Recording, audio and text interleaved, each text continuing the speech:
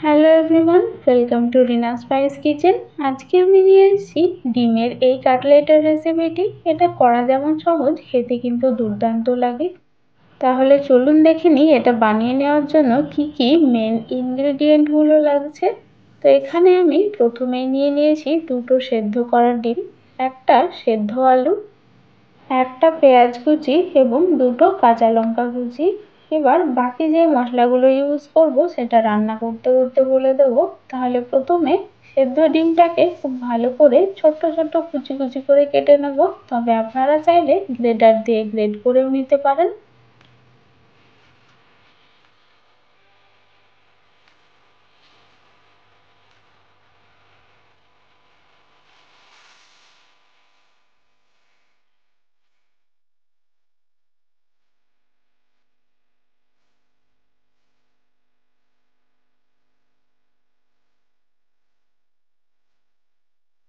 ডিমটা কুচিয়ে নেওয়া হয়ে গেছে। এবারে আলুটাকেও খুব ভালোভাবে হাত দিয়ে ম্যাশ করে নেব। তবে আপনারা চাইলে আলুটাকেও গ্রেটার দিয়ে গ্রেট করে নিতে পারেন, সেক্ষেত্রে অবশ্যই ভালো রেজাল্ট পাবেন।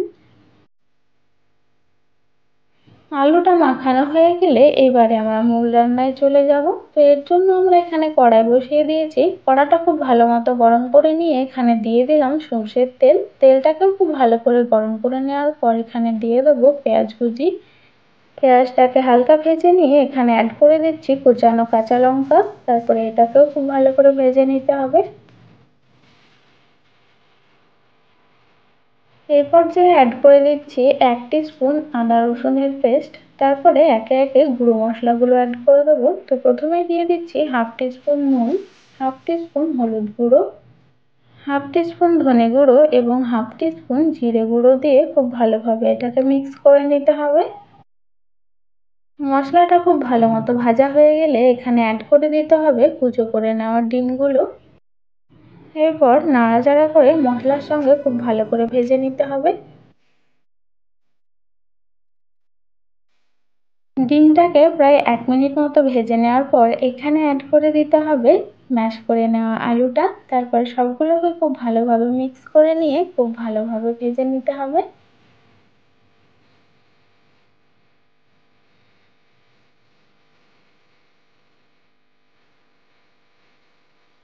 ভাজতে ভাজতে যখন এক্সট্রা ময়েশ্চারটা শুকিয়ে আসবে ঠিক সেই পর্যায়ে অ্যাড করে দিতে হবে 1/2 টিস্পুন গরম মশলার গুঁড়ো।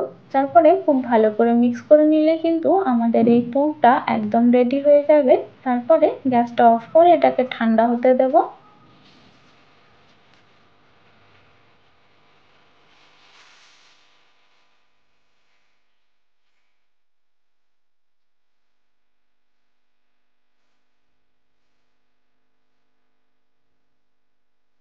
অন্যদিকে একটা পাত্র নিয়ে নিয়েছি। এবার এখানে একটা ডিম ফাটিয়ে নিতে হবে।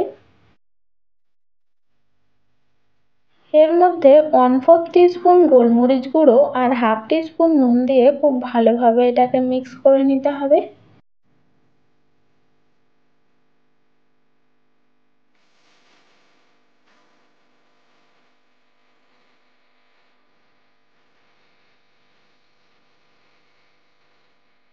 ডিম আলুর মিশ্রণটা ঠান্ডা হয়ে যাওয়ার পর এবারে অল্প অল্প করে নিয়ে এভাবে শেপ দিয়ে নিতে হবে। এক্ষেত্রে আপনারা গোল বা চৌকো যে কোনো শেপ দিয়ে নিতে পারেন।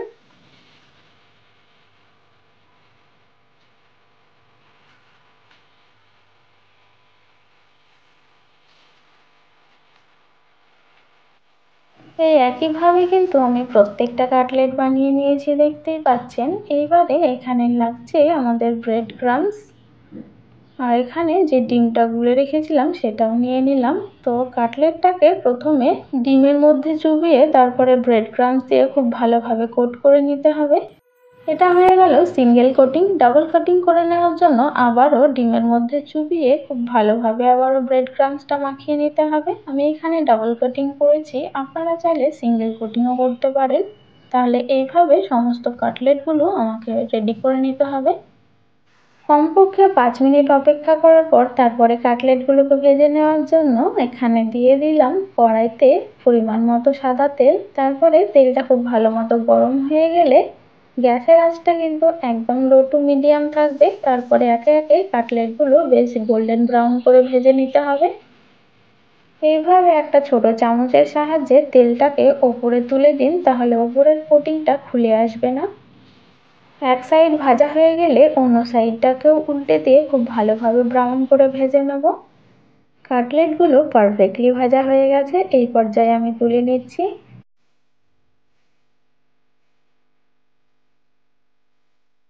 একইভাবে বাকিগুলোও ভেজে নেব।